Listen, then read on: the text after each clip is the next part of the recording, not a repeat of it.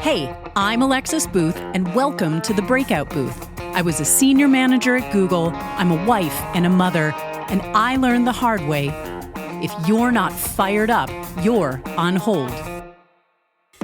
I believe success is closer than you think. There's a set of skills and habits you can grow to unlock unbelievable outcomes. In this podcast, we'll explore them through real talk and bold conversation because I want to help you break out.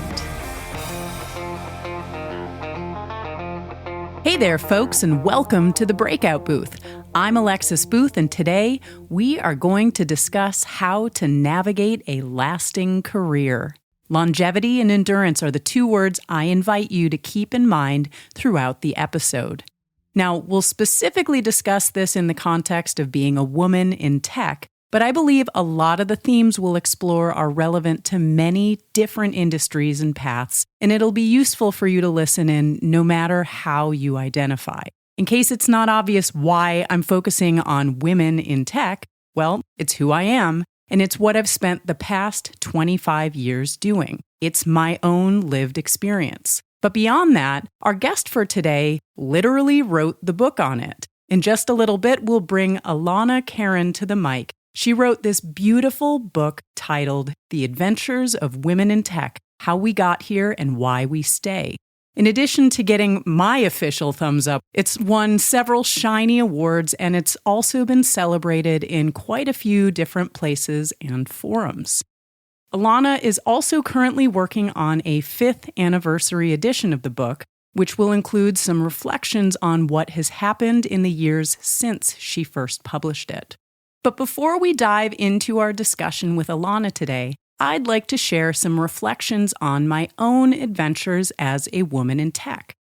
Going back through her book helped me realize that so many of the things that I've loved about tech, as well as the things I've struggled with over the years, many of which I've never talked about with bosses or colleagues because I thought they'd make me look weak, are actually common threads that I share with so many other people. Since I love the rule of threes, that's how we're going to talk about my experiences today: the good, the bad, and the ugly. First off, let's talk about the good stuff. I love solving technical problems. Tech gave me the opportunity to tinker and play on a daily basis. But not only did it give me access to fascinating problems and a constant stream of puzzles to wrap my brain around, I actually got paid to do it. It's been incredibly satisfying and gratifying to do tech work. Even as a young kid, I was naturally drawn to toys and challenges that fit in the spaces of math, science, and the arts. When I was in elementary school, I used to spend hours upon hours playing ColecoVision, that is old school gaming right there, Nintendo, and later on, Sega. Although I gravitated toward games that involved solving puzzles, not guns and killing. In high school, I wrote math programs on my TI-85 graphing calculator. It wasn't part of any assignment, no one told me to do it, but someone else showed me something they'd made and I wondered if I could do it too. It turns out I could, and I thought it was the coolest thing ever. In college, my favorite class in my entire 4 years of study was Java programming. So if I were to describe why I love tech in bigger terms, I love the challenge of problem solving. And I especially love tech because the problems in it ultimately have a binary answer. You build a thing and it either works or it doesn't. You know right away if your code compiles and whether or not the application you wrote satisfies the set of requirements or plans that you imagined when you designed it. For me, I love the types of problems that I've been able to work on in tech. On to our second point, let's talk about the bad. I am a rarity as a woman in tech, and that's not a good thing. It's lonely, and I've often felt like I'm on an island all by myself. I'll also tell you what, I'm not alone in feeling alone. It's why community and belonging are so incredibly important for us to forge and find as women in tech. As for exactly how lonely it is, a quick round of research suggests that women currently hold somewhere between 20 and 30% of tech jobs on the whole, which is pretty consistent with what I've heard over the years. So basically, for every one woman in tech, there's 3 guys. And while I do want to celebrate the fact that many of the men I have had the privilege of working with over the years are fantastic human beings. But there have also been plenty of dudes and bros that repeatedly talk over me, mansplain things that no, I really don't need to hear from you, or they exhibit a particularly irritating quality where they don't hear something valuable I have to say, and then 2 minutes later they echo the very same point I just made and get rewarded with a room full of ahas, or a thing that you'll never hear me describe in a positive sense, violent agreement. What the hell even is that? And if I had a nickel for every time that I was the only woman in a work meeting, let's just say I would have a very, very heavy piggy bank. There is an incredible wealth of research that demonstrates the value of diversity. It is beneficial to a company's bottom line. And if you're creating products for the masses, 50% of human beings on the planet are female. And herein is the difficulty of being a rarity as a woman in tech, and the reason that I've filed it in the bad category. There are plenty of other folks who do not believe in the value of diversity. It's a problem that definitely qualifies as outside of my control, which means it's something I've inevitably had to learn how to deal with. And I could easily talk about all the twists and turns I made on my lonely path as a woman in tech, but I want to make sure we touch upon one other topic today, and that is the ugly. There are several deep and difficult challenges that I'd put in this category, but the one I'm going to focus on here is an age-old problem: sexual harassment. I personally endured a lot of things, especially early on in my career, that made it difficult to stick it out as a young woman in tech.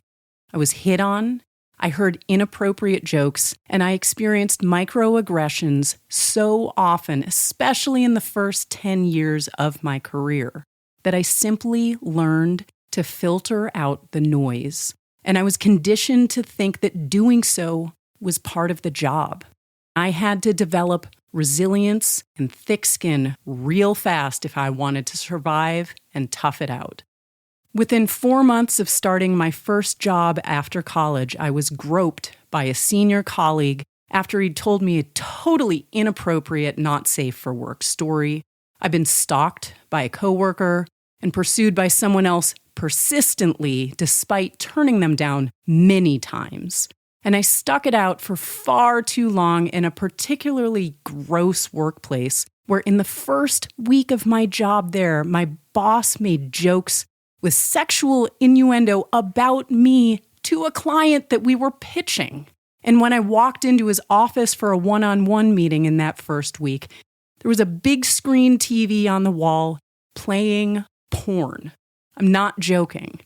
And when I made a stink about it, the guy played it off like it was my problem that I couldn't just avert my eyes and shut my ears. He totally gaslit me in the moment, but I stuck it out because I needed the job. I was reeling from being laid off, and I was already swimming in thousands of dollars of debt. Sadly, there are many other women who have experienced far worse things than I did. I do suppose I did learn one thing early on as a result of all of this, which is how to have direct and uncomfortable conversations with people who are way out of line. But I wouldn't wish these experiences upon anyone. It's also worth noting, the first 4 places I worked were all incredibly small businesses, and only one of them even had an HR person. This is not a department, it was an individual. So while the challenges and mistrust of HR departments is well known, it's also not great when you're at a business that's too small to even have one. Now, thankfully, the proactive acts that I took to call out bad behavior and take a stand against these men made it clear I wasn't interested, I wasn't having it, and for the most part, it prevented future occurrences. But it also left me with an overwhelming feeling that I always had to be ready to defend myself. And I learned a necessary but unfortunate habit of putting up walls to protect myself as soon as I stepped into the building of my workplace. It wasn't until I'd already been at Google for several years, so this was well beyond 10 years into my career, that I was finally able to set down my mask of self-preservation and start bringing my full self to work. There were two male leaders in particular that I consider myself incredibly lucky to have worked under, Alex and Patrick. They created a safe environment at work that made all the difference in the world for me. So in case either of you ever happen to hear this episode, thank you. You changed my life in far more ways than you probably know. Now let's be clear. No one should be put through these types of situations. But the reality is it happens. And I think your best bet is to be prepared for it. My number one piece of advice is to take a self-defense class if you haven't. They are a great way for you to boost your own sense of confidence that you can handle an unexpected situation where your body is at risk. Now, there's plenty more stories that I would love to share with you about my career journey, but they are simply going to have to wait for another time. Because I'm super excited to bring to the mic the one and only Alana Karen. Thank you for joining me today, and welcome to the Breakout Booth. Thank you for having me. Whenever you're bringing someone up on stage or you're getting ready for a first one-on-one with someone, what are some of the things that you do to help get them comfortable? I really rely on humor, maybe too much, honestly. So I think I'm always a little jokey about something. I'm a little self-deprecating. I think I got used to that at Google because as I got longer tenured, I found that a lot of times people knew that and were already sort of pre-scared of me, which is hilarious because I'm 5'1" and really not that scary. But I think that just that sense of wow, she's been here 10 years. She's been here however long. So I think I just got into a habit of sort of being a little jokey, a little self-deprecating, a good amount of eye contact unless they are someone who doesn't love eye contact. And I can usually pick up on that pretty quickly, just paying attention to physical cues. And usually just easy questions at first. Life, anything you would just know. So that's usually my go-to ingredient. All right. Well, I love that. That is awesome. Alana is a well-known female leader in the world of tech. She spent the majority of her career, 23 years at Google. But the last 16 of that or so was as an executive. So not only were you shaping the people who were on your teams, you were actually shaping the company as a whole, which is just really cool. And over the last 10 years or so, Alana has really leaned in to giving back and stepping up as a role model and as an advocate to women in tech across the globe. Now, I unfortunately never got the chance to actually work with Alana directly when we were at Google, but I do recall a discussion that she graciously hosted for the women's ERG that I'd co-founded. She'd shared some of the key messages from the book and reflected on people's reactions to it. But I also remember asking a question at the end of the session because the discussion was right after my first time of getting rejected in my pursuit of becoming a director there. I was still nursing an open wound because I didn't get it. But what Alana offered in that discussion was compassion. She gave me some advice, and it came from her own experience of having gone through similar stuff in her own experience. And perhaps most importantly, she made me feel heard. She didn't know me, but I knew she cared about what I was feeling and what I had to say, and she knew what I was struggling with. And so she couldn't give me a promotion, but she gave me the next best thing that I could have asked for. Can you share a little bit more about yourself and the things that you're most passionate about with our listeners? Sure. I mean, you covered my career very well. Thanks. I got into tech. Not accidentally, but my educational background had nothing to do with it. I was a history major. I did like creative writing. I could have minored in French, but I gave up. Like I was very much humanities. But in college, I got interested in the then new world of web design and creating websites for the world. And self-taught myself HTML, some JavaScript, etc., and just forged a path there for myself on the side, which ended up becoming my entrance into tech later, first as a webmaster, and then at another startup, and then at Google. So I think that I'm just like a big proponent of people of different backgrounds exploring tech because of that. I think it added a lot to my career. It's a huge part of my identity. I fancy myself as creative, even though I didn't necessarily go down that career path.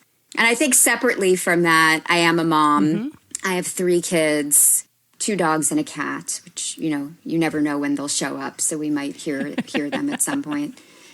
And I think that gave me like another balancing characteristic to my journey through tech. At the same time that I was becoming a leader, I also became a parent. And so I think what you were talking about in terms of sensing that I really cared was a characteristic throughout, that I was building this, what would it be to be a people-focused leader? And what would that look like in the workplace? That was often very business or finance focused or product focused. What would that look like to forge that for myself? So definitely some big themes you've picked up on there. Cool. Well, thank you so much for being here today. Let's start off this discussion exploring some of the backstory around the book that you wrote several years ago now. What led you to do the work in the first place, and what's the reaction been to your book? I was really annoyed. Is always how I start. It's even in the book jacket. Yeah. Because I do think sometimes a passion project, I was working full time. My youngest was like maybe 3 years old. Wow. I think taking on something like writing a book sometimes needs a real spark.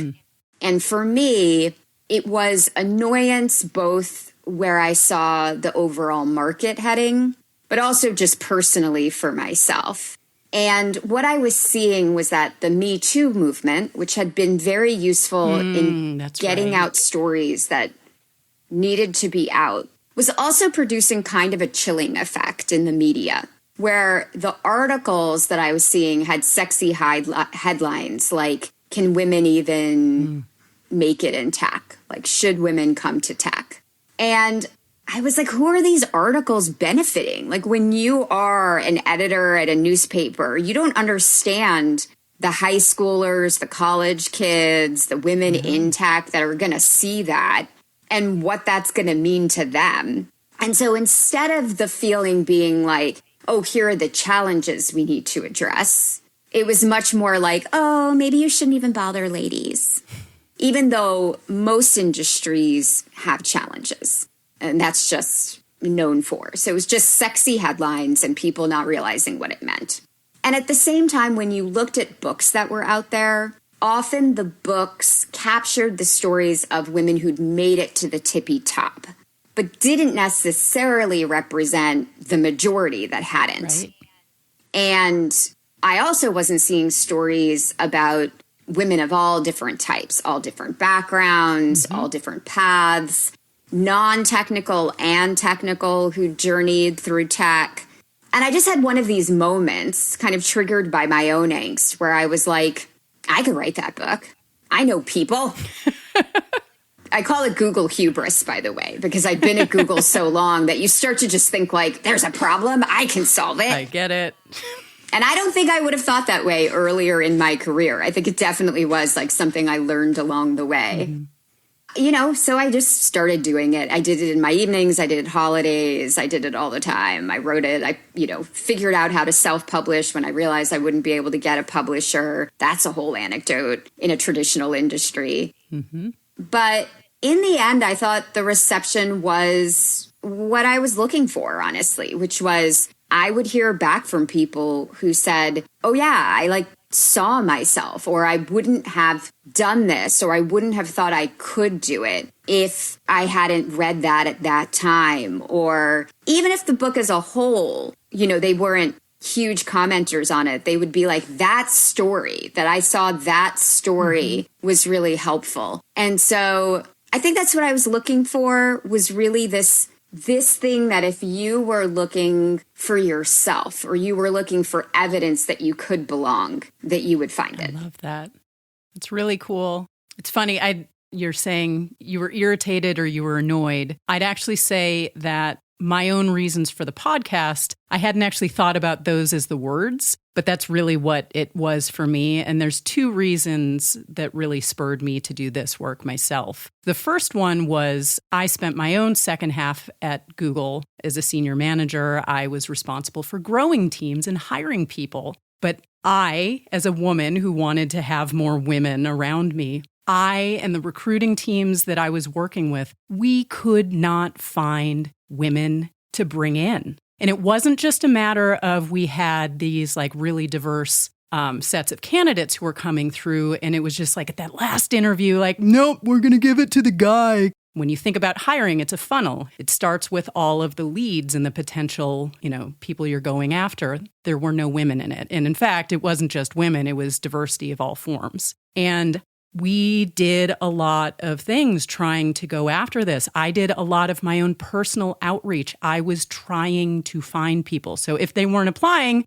they must be out there somewhere. Let me go find them. I could not find them. And ultimately, what it led to was I was unsuccessful in building a team that was as diverse as I wish that I could have. And what I realized is that if I wanted to actually make a difference, I had to get myself inserted earlier in the pipeline and actually make a difference. Too many young women and girls are dropping out of tech way before they would have ever been able to send me a resume. If they're even getting to college to pursue technical fields, or like your experience, you didn't get a comp sci degree, but actually you have the ability to do tech and you picked it up later on. There's all sorts of different profiles of people who have excelled and done amazing things.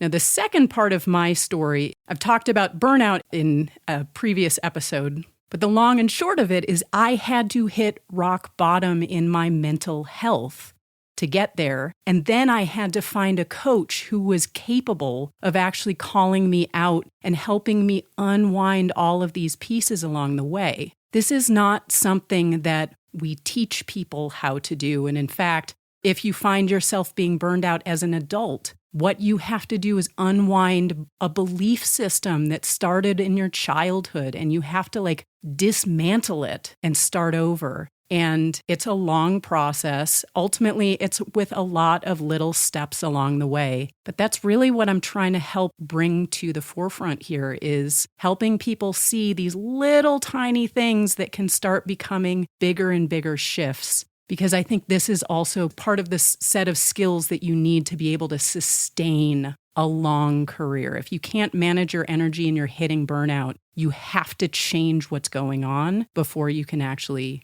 fix it. Yeah, absolutely. And I don't think a lot of us were taught to value ourselves or think about what long-term would look like. I think we were very much taught to just win, win, win, win, win, succeed, succeed, succeed, and then you will be successful in life. Mm-hmm. And I grew up in New Jersey, where no one even brought up happiness, for the record. There was not the armpit of America, as I sometimes, sorry if you're from New Jersey. This was not there was no East Coast sense. I don't know if any East Coasters are listening. Well, I lived in New York for a long time, and my Midwest mindset changed a lot when I was living there. And I Yeah.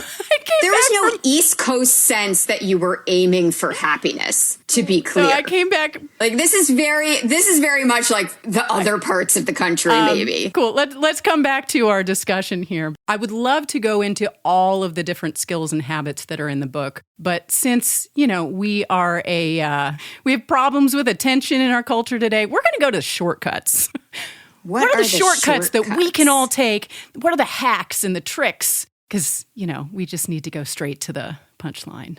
Straight to the punchline. Yeah, I talk about, after having interviewed 80 women and talking about their challenges and things that they learned along the way, I boiled it down to 5 main tools that if people were attentive to, it would certainly help them in their careers, because it clearly helped these women as they formed them along the way. And often it would take a while for these women to realize that, like, they needed to work on something. So could we just cut to the chase, tell you what they were all earlier, and speed this all up for us? And the 5 things were resilience, the ability to get up when you fall down, the ability to, keep going after you don't get that promo, right? Yep. Number 2, self-marketing, marketing 101, something that women often either don't learn, or when they first try to do it are basically put down for it or face penalties. It gets called bragging. Or we're trying to be too humble. We value humility, the value which of humility, comes at the expense of actually letting people know what you do and you're good at. Absolutely. Yeah. Related, ask for it. Ask for what you want. Ask for what you need. Fourthly, finding support. A lot of us go it alone. And then, in fact, it's a value of independence. But then that ends up harming us over the long run. Yeah.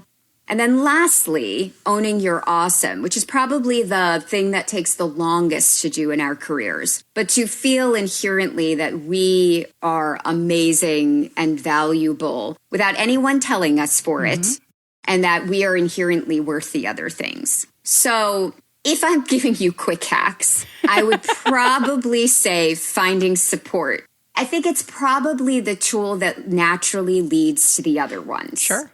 And it can go in all kinds. I think sometimes we over talk about, for instance, mentorship or sponsorship, which can sound like a lot of effort and like you're marrying someone. And I prefer to talk to people about speed dating. What about if you just have little interactions with lots of people? You request a half-hour one-on-one because you saw that they're great at giving presentations and you want to learn their quick tips. You ask for a coffee chat because you saw them describe their work really well. And you're trying to figure out how you describe your work better. And you just want to have a conversation about that, right? I think too often we're like, is this person wonderful and amazing at all things? And would they take the time to talk with me? Oh my gosh, I'm nobody. I won't reach out. Yeah. I actually love the way that you just described even maybe you're not even looking for a mentor, or at least out of the gate, that's not what you're asking for. You're simply going to Alana, wow, I saw you do this presentation. It was so amazing. How did you do that? Can we have just, 20, 30-minute chat? I'd love to know how you got to that. And so you're like, oh, I could talk about that for hours. Sure. And I appreciate how forthright you're being in this request. But I think one of the things that I've always had a challenge with is I know I need more mentors, or I'm supposed to have more of them. But it the alternative of what I've always thought it's supposed to be is hey, Alana, you don't know me. You're really cool. Can you be my mentor? Totally. Will you be my mommy? That little book where you just wander around asking people to be your mommy. Yeah, no, it's terrifying. And so it sets up this weird blocker that most people are never able to get over. Whereas I think that this is so much easier. You've paid attention to something that you like about the person. You compliment them about it, and you ask for a minimal amount of time. And most people, not everyone, but most people will say yes to that, mainly because you complimented them, but also because you're respecting their time. It sounds finite. It's easy to do, right? Now, if you click, you can always try to translate that into oh, you know what? I'd love, could we do this quarterly? that was so valuable. You could always try to turn it into a long-term relationship. But either way, you've built that connection. And the next time you have a question about that, you could go back and say, hey, I remember we had this great conversation about this. I have this follow-up. And just building a bunch of those starts to build you this network that I think then you might be able to do the next thing, which is build a little board for yourself. Yeah. Right? Like you've got maybe 5 people you go to when you're about to make a job change and they help talk to you. Right. And then maybe it graduates to the next thing where you've got a couple people who will call you on your crap and say, hey, you're not describing your work well. So I think it's just a great beginning stepping stone. Yeah. And it gets the fear out of networking, which most of us. And I love where you're going with this too, of their very tactical interactions, and they can be in the context of a much deeper and longer relationship, but I need time to talk about this particular thing. I think one of the things that I'd signed up for mentor programs and I offered myself on different forums that we had mentoring, and I'd have people show up and they're like, hi, I'm here. I was like, okay, step 1 of this discussion is for you to tell me what you want. And oftentimes that wound up being like, oh, well, what do I want? Well, what should I want? Coming back to some of your shortcuts, it's really, knowing what it is that you want. I'd say for me, some of my shortcuts that I would talk about, there's really 2 of them. And the first one is notice the things that I'm curious about or that bring me energy. Or on the flip side, notice the things that deplete me. And then part 2 is do more of the good stuff and less of the bad stuff. When I was burned out, literally the way that I got through it, I took a week off of work and I dug up my yard. I was like your dog. I was planting shrubbery and flowers. I like how you said shrubbery. The shrubbery. So I was like getting my hands dirty. And then over the course of the next several months, I watched things grow. And I also watched a lot of things die. And it was like, oh, I guess that didn't work. Let's try something else. But it was this like beautiful thing. I'd never gotten into gardening. And suddenly I had this like wonderful thing that just brought me joy and energy. And it was something to look forward to. It keeps you moving forward rather than stagnating in a place that ultimately when you're stagnating, those are the things that are depleting you. Those are the things that are not filling your life with joy and goodness. The only thing I will say is, and I think you're treating this quite healthily, I have seen people use it unhealthily where they literally don't want to do anything they don't want to do. And then you're coaching in the opposite, which is like, well, every job has some percent of drudgery.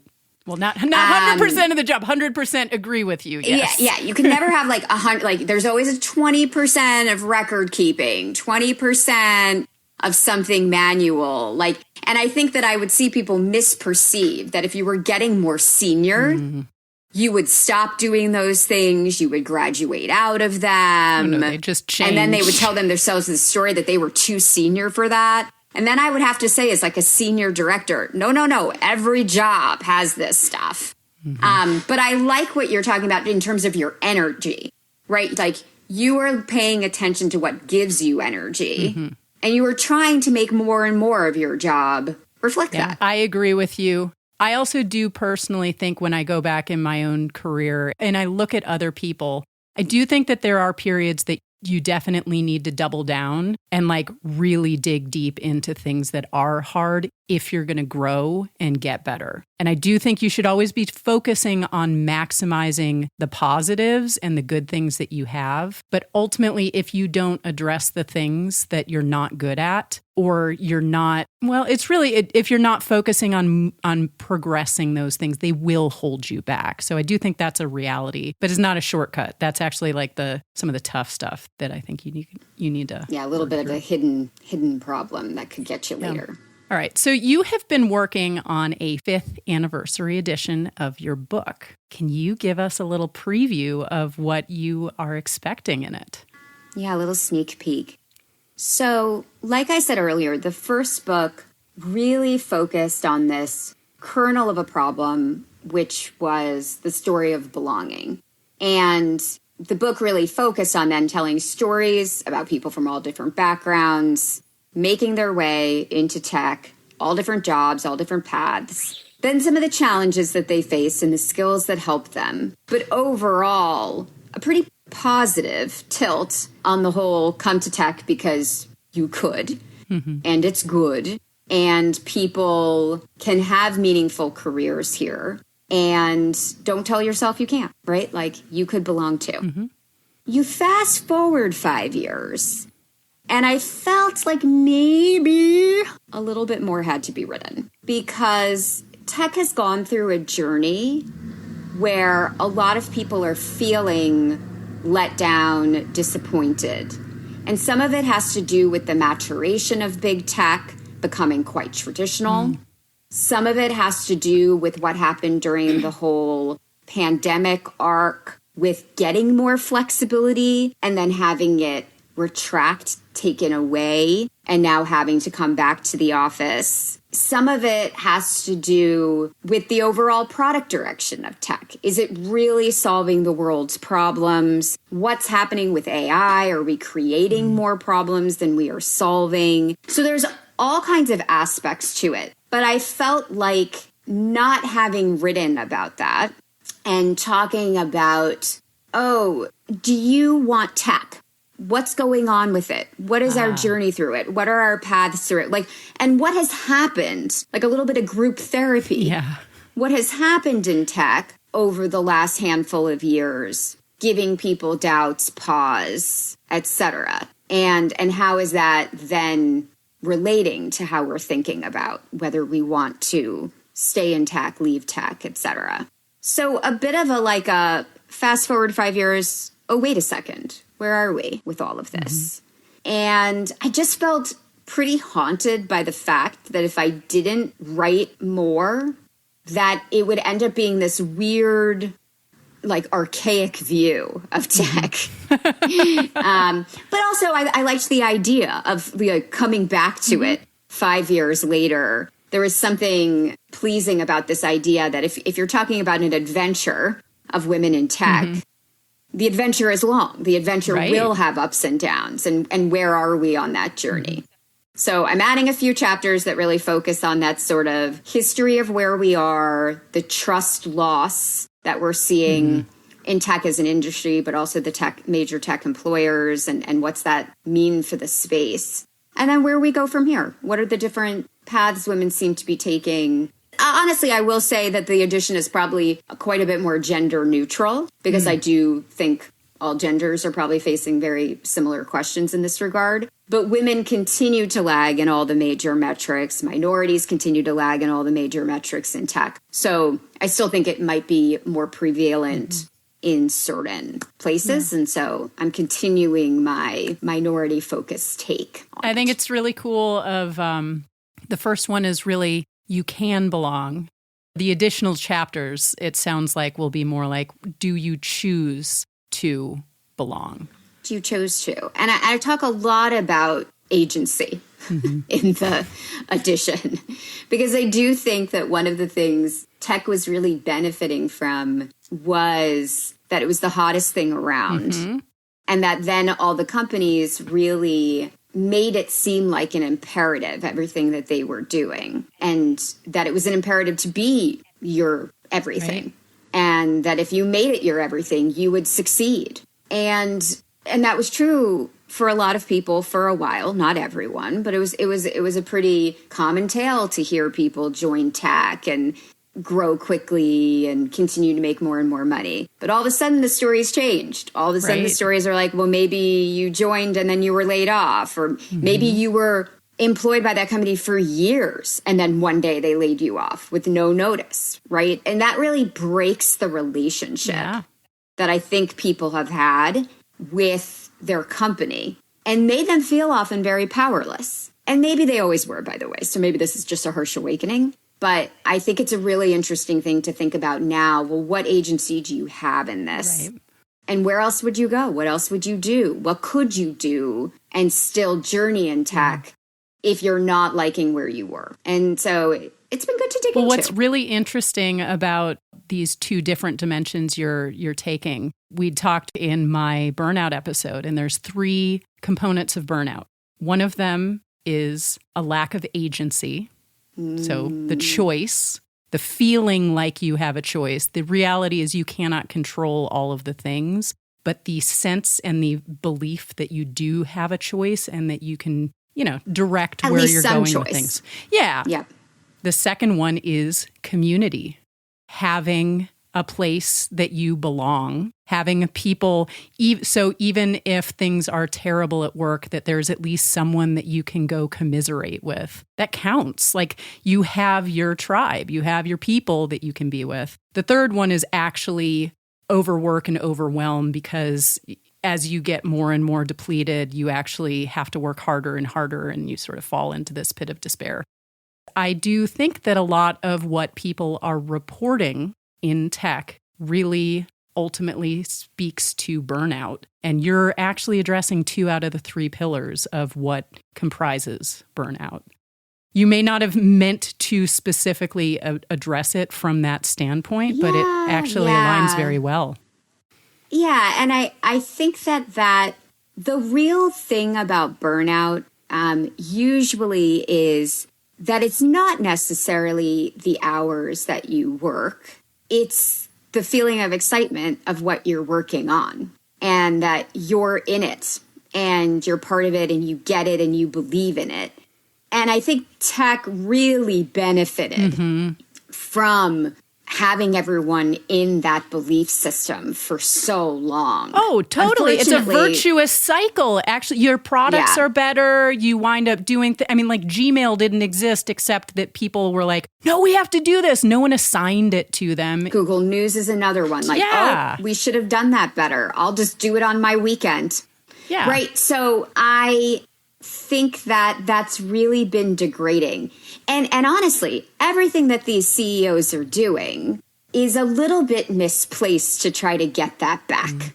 But that's a whole other episode. Cool. I'm very, very excited to read more of what you have to say here. I mean, I think the other thing here too is, as a parent, I at least definitely have seen more of the impact, some of the negative impacts of tech, at least for right now. Like I think about the book, Jonathan Haidt. I don't know how you say his name. Do you know the book, The Anxious Generation?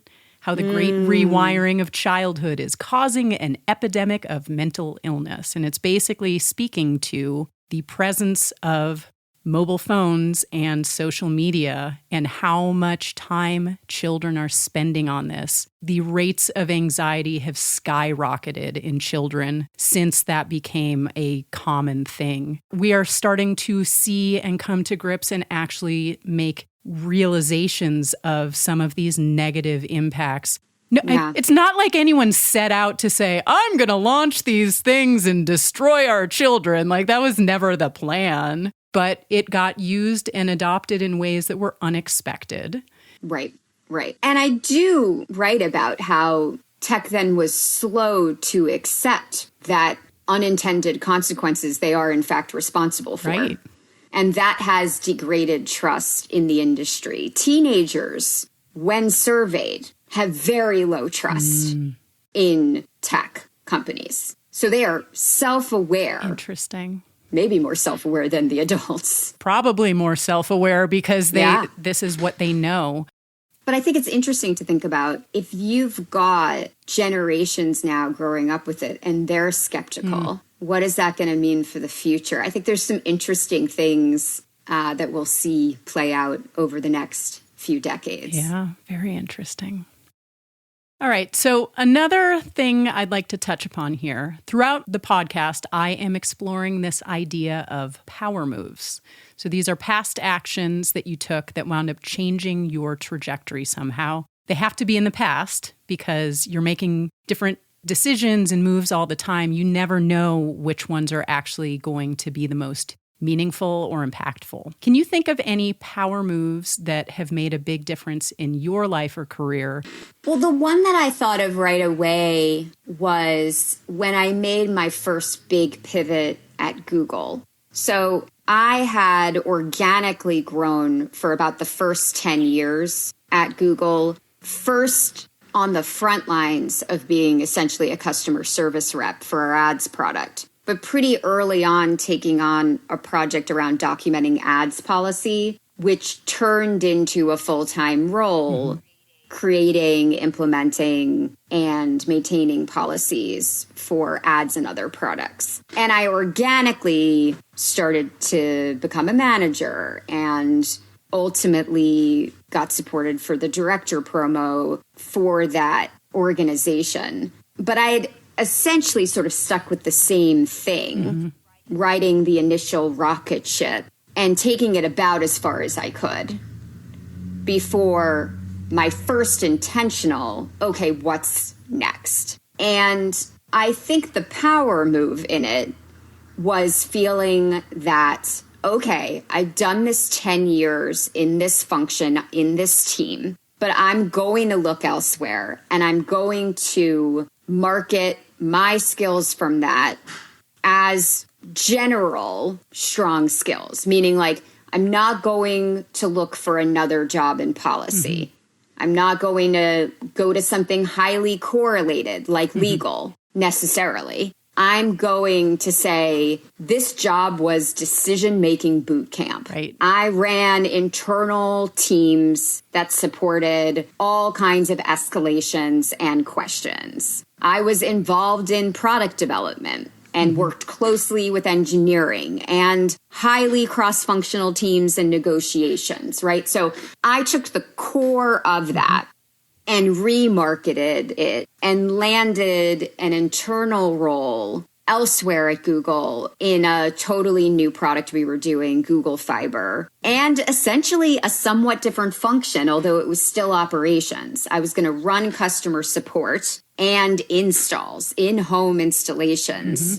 So direct with consumers for Google Fiber. Now, there were parts of that that were a ginormous leap and benefited from my tenure at Google, my great reputation within Google, and the fact that I knew internal systems very well. And that was partially something that they wanted to see. But the fact that I had the confidence to remarket myself, that I had the confidence to figure out how to describe my skills, that I just kind of did my own independent research, figured out what was wrong with the ISP customer service industry, and walked in with a strategy, right? Like, I think there were things in that I really had to learn along the way in those first 10 years about marketing my skills and about having the confidence. And I will say that I think there was a little bit of effort sprinkled in where I wasn't going to go back to the other role for sure, for various reasons. And I'd already been at Google 10 years. So if it didn't work out, if I couldn't find anything else, okay, fine. Maybe that was the end of my Google journey. I wasn't not stressed out about it. I was somewhat stressed out. I was going to come back from my second maternity leave and maybe I wasn't going to have a job. But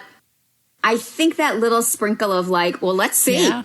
Worst thing that can happen is it doesn't work out and I'm looking for a job in the open market, right? Like, I think that helped me just take risks, throw myself out there and see what happened. And yeah, I think that's the first one I thought of. Just like, go out there and tell the story you want and they'll take you or they don't. Out of curiosity, how long was the process? So like once you decided I don't want to go back, so was it just while you were out on leave that you were working through this? Or was this a period of a more elongated period that you went through? I mean, you could answer it different ways because the job search, like from starting the job search to starting the job was only a couple months. So that part was pretty rapid. But for probably about 2 years, I'd been starting to sense like, oh, maybe I'm getting towards the end of this journey. Yeah. And then I got reorged into an organization that then ended up really convincing me it was time to go. The way organizations can. Oh, sure.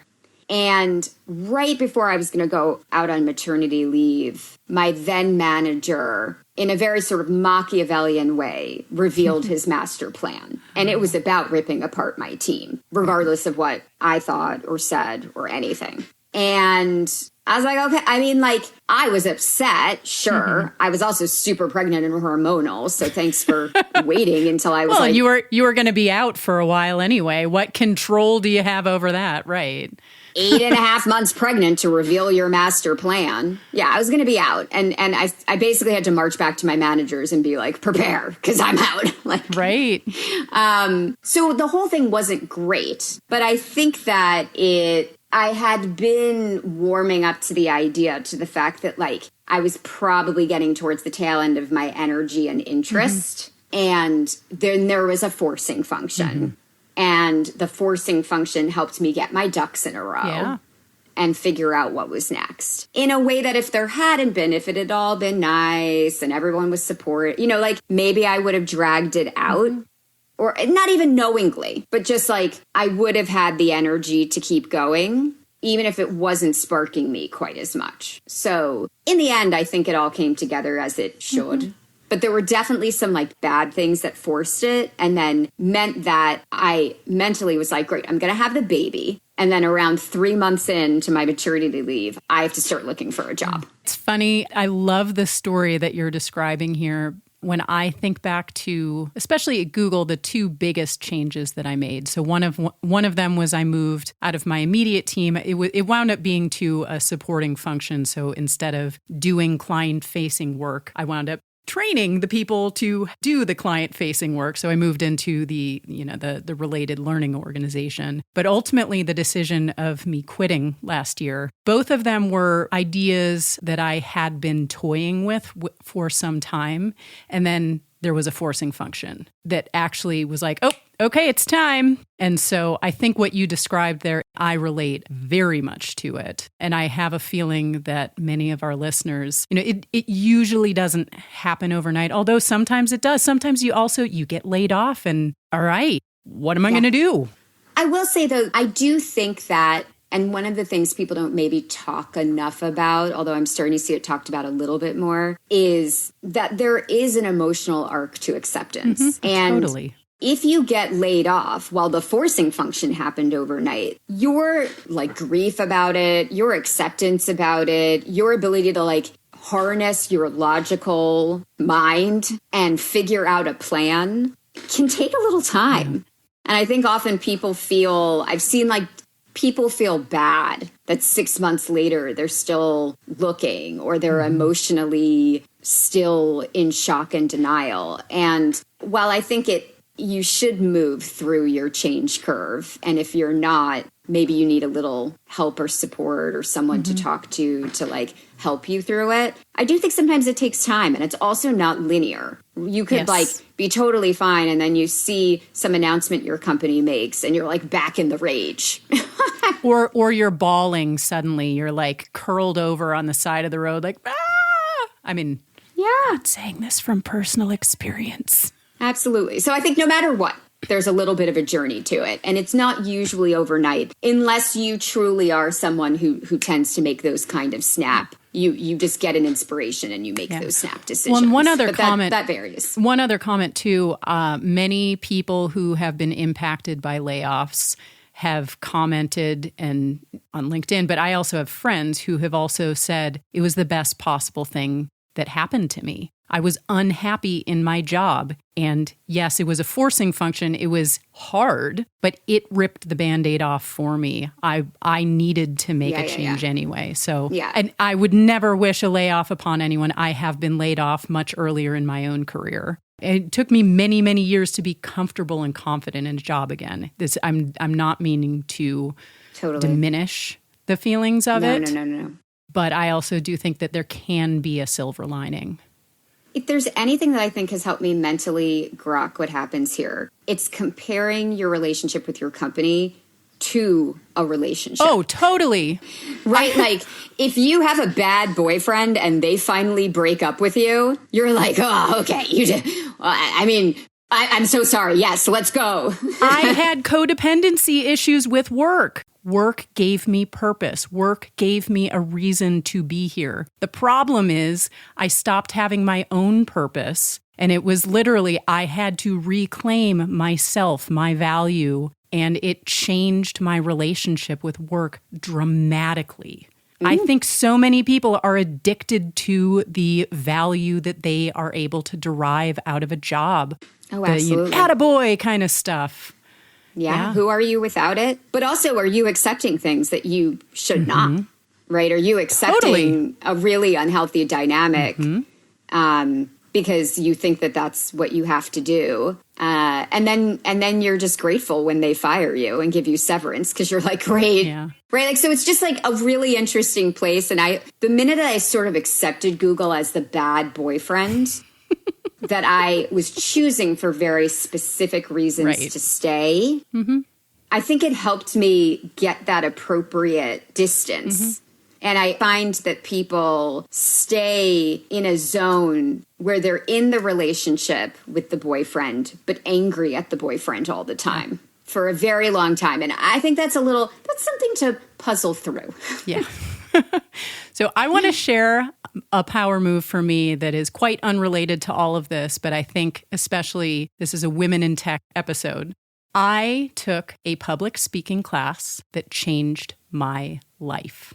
I know it sounds ridiculous.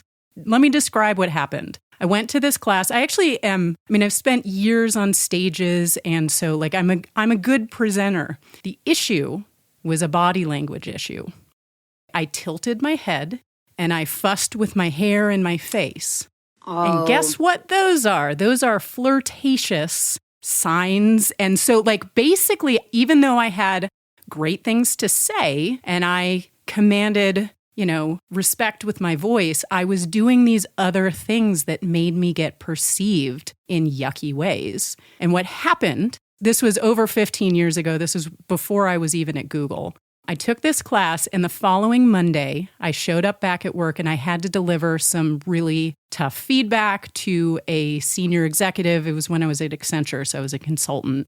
Basically, we had to delay the project. Who the hell wants, and it's going to cost them more money. So like, yuck, no one wants to hear this stuff. But so here's the deal. I was trained to hold my chin between my forefinger and my thumb. I'm showing Alana here. I can't show you listeners, but I practiced in front of a mirror, literally not moving my face. And I even as I hold this, you can see that anyway, but I practiced in the mirror, not holding my face. It was so awkward. But basically, in this meeting, I held my head straight and I didn't move, and it felt very robotic. And after this meeting, I had like 7 people come up to me and say, wow, that was awesome. Like, really great job in delivering that. I know that was hard for you to do. I had never in my entire career I don't even think like one person come up to me, let alone a handful of them.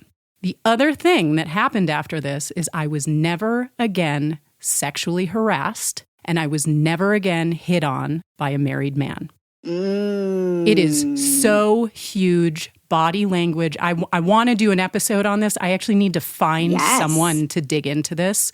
Absolutely. I think it is this thing that even though I had all these skills, I was being perceived in a way that was not helpful to me.